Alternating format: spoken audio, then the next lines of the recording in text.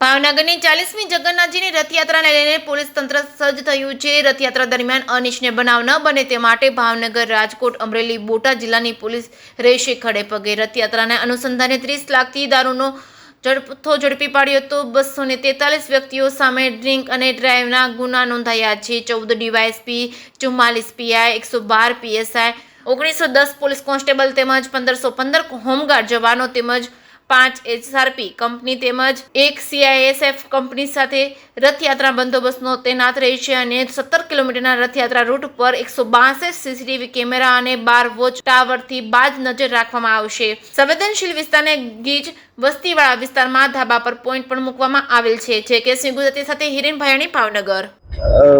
ભાવનગર શહેરની 40મી રથયાત્રાનું આયોજન થયેલું છે, જેના અંતર્ગત એકાદ મહિનાથી ભાવનગર પોલીસ સતત મહેનત કરી રહી છે અને આજે રિહર્સલ રાખવામાં આવ્યું છે। આવતીકાલે પણ રિહર્સલ રાખવામાં આવશે।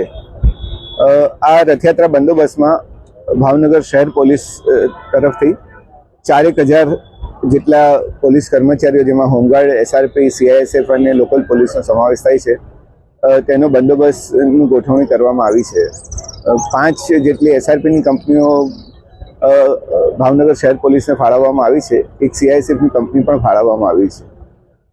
14 જેટલા ડીવાયએસપી અને 44 જેટલા પીઆઈઓ પણ આમાં તૈનાત રહેવાના છે અને સાથે સાથે માઉન્ટેડ યુનિટ, ડોગ યુનિટ, બીડીડીએસની ટીમો પણ આમાં સતત રીતે પોતાની કાર્યવાહી કરી રહેલી છે।